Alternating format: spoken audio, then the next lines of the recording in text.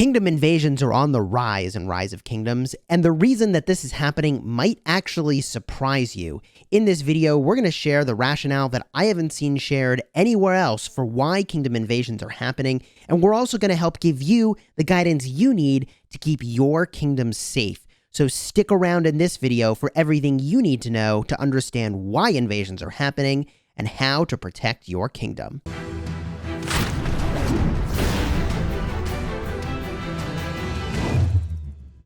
What is going on, Governors? Chisgule here, and today we're going to help you protect your lost temple by first understanding why kingdom invasions are happening, and then giving you the tools you need to protect your kingdom.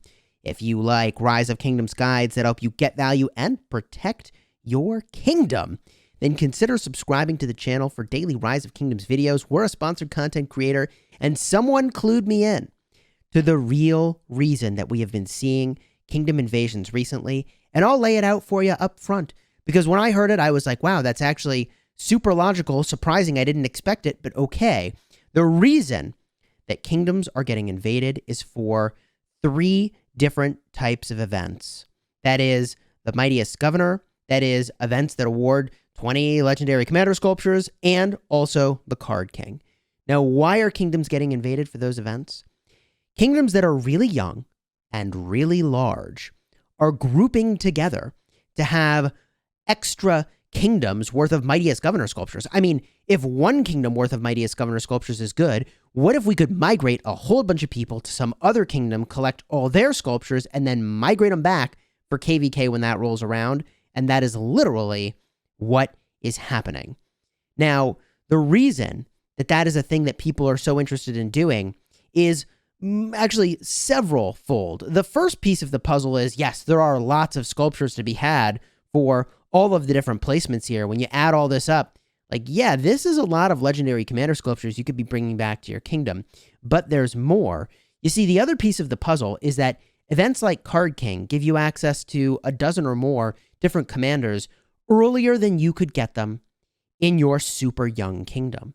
In other words, commanders become available in Rise of Kingdoms according to a certain schedule, and you can jump ahead of that schedule by going to a really old kingdom for a period of time, collecting multiple of those commanders from an event like Card King, and then bringing them back to your super young kingdom. So for example, YSS and Theodora, available around 500 days of Kingdom Age. Well, that's really important to note, given that YSS and Theodora are usable in kingdoms older than 310 days. In other words, you can gain access to these commanders 200 days before you're supposed to get them from the natural cycle, and use them to defend yourself against commanders like Attila and Takeda, and to be the one with the toughest commanders on the block.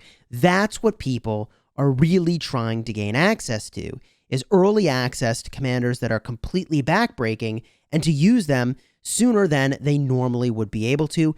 Even Zenobia, 310 days of Kingdom Age, and you can use her. My goodness, how insane that's going to be if your kingdom is up in KVK Season 3 against a bunch of Attila Takedas.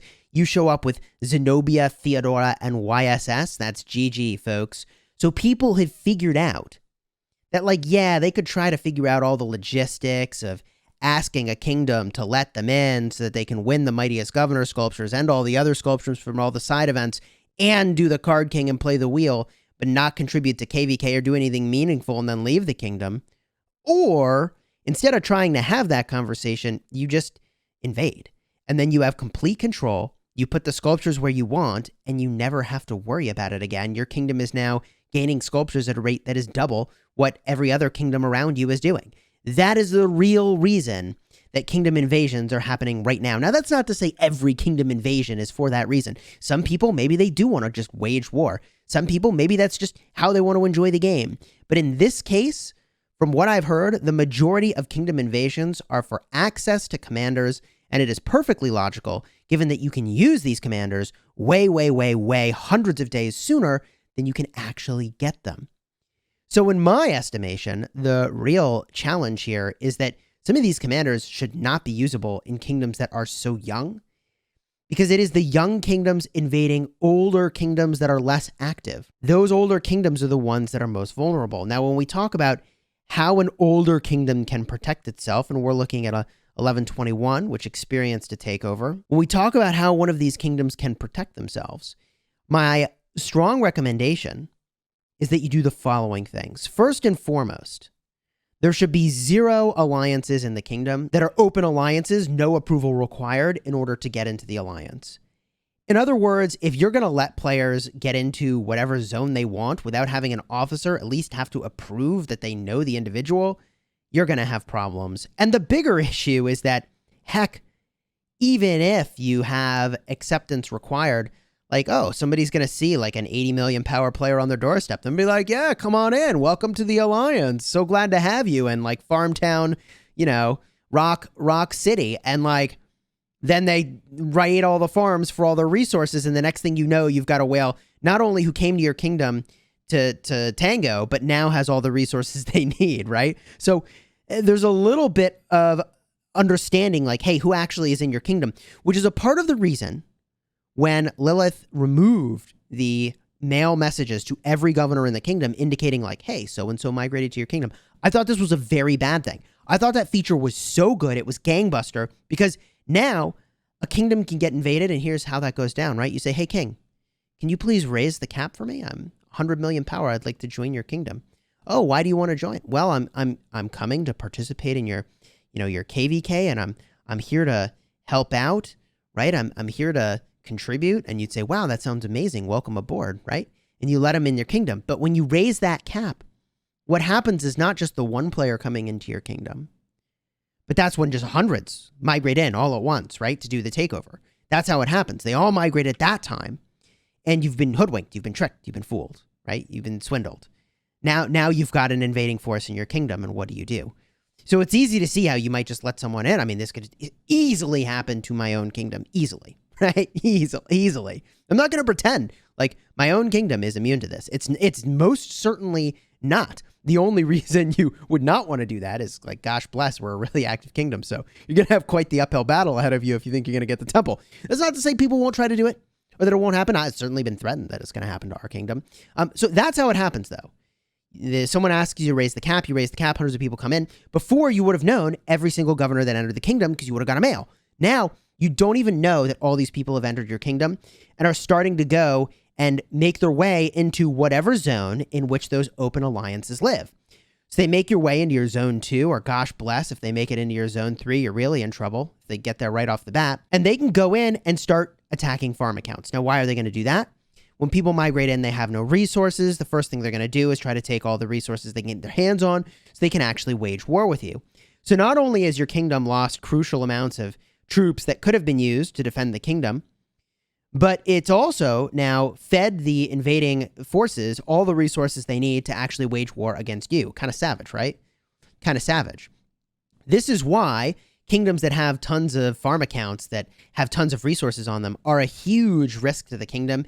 And even high power accounts with large amounts of resources are a huge risk to the kingdom. I mean, we had a player in our kingdom who, like, gosh bless, all they did was farm and they never contributed to KVK. And they had 2 accounts with over 10 billion resources on them. I mean, if an invader had come in, like, you crack that one city and like, GG, that's enough resources to fund the whole invasion, the whole thing, right? So I guarantee you that there's plenty of old kingdoms with dozens of players that have unbelievable amounts of resources they've accumulated over time for who knows what reason and are super risky for the kingdom because those resources are on farm accounts, not on main accounts. So one way you protect yourself is by making sure people transfer resources from their farm to their main on a regular basis. You close off all alliances to be no longer open acceptance, so people can't have free reign getting into zone to zone wherever they need to be. And the other thing that happens in these older kingdoms is that you can try to find an alliance, and because this kingdom has already been invaded, I imagine it might be hard to do, but you can try to find an alliance where, like, gosh, not only is it potentially open to, join, but there's 10 out of 70 members here, right? Well, maybe the leader is not even all that active. Maybe the leader is not even all that active if you become one of the rank 3 or rank 4 members of the alliance. If that leader goes inactive for too long, the alliance gets handed over to you by default, right? If the leader of an alliance goes AFK for too long, the alliance gets handed off. So it's entirely possible that you can actually take over an alliance shell with good tech or decent tech without even having to send a single troop. It's pretty substantial. So then you take that shell that you've acquired that's got pretty decent technology, and then you use those zones that you have access to because alliances are open invitation, and you plant yourself down to a pass and you start to invade. And that's how that happens.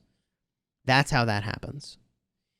So I'm sure there's other ways to go about a kingdom invasion, and I'm sure that there are other reasons why people invade kingdoms, but that is the most compelling, most logical, real reason, the actual reason that kingdoms like 1121 were invaded was for the sculptures. It was for the mightiest governor sculptures, for the ancillary events that happen periodically for 20 legendary commander sculptures, right? It is a kingdom literally doubling its sculpture count, and in the process, gaining access to commanders way sooner than they would have otherwise. They migrate over, pick stuff up, migrate back. People that need to recover between KVKs can come to the kingdom that they've taken over and recover, and then go somewhere else. And I don't know the state of this kingdom right now, but you can obviously see, like, I don't know if it's the original owners or the new folks that have come in and taken over, if they were successful, but you can see already, just looking around, that there was a heck of a battle, a lot of territory fully disconnected. And I think the fact that so much territory has been disconnected is probably an indicator that there was a successful takeover here, and that has happened and been completed. And now the folks that have conquered this kingdom get to milk for sculptures, which it is a profitable venture, right? Like, every sculpture is the equivalent of a whole heck of a lot of gems, and they don't even have to train that many troops to pull it off because the kingdom is theirs. Crazy, right? Hopefully you enjoyed this video or learned something new. Gosh bless, please go and protect your kingdoms. If they were open for people to migrate in, close it off so people can't just migrate in. Get control of all the shells that are sitting around the kingdom, either in a way that aren't at all connected to the main alliances, or aren't coordinating, or aren't trying, or if they're anonymous randoms, they're risks, okay? And, you know, it's a bummer because the kingdoms that are at most risk here are casual kingdoms, right? It is the casual kingdoms that have the highest risk of being invaded. And man, those are the players that will have the least ability to defend themselves and the least ability to recover, which, by the way, if you're invading a kingdom, that all sounds really juicy and on target for exactly where you'd want to go. If you found this video helpful or insightful, do me a favor, throw a like on the video, consider subscribing to the channel for daily Rise of Kingdoms videos.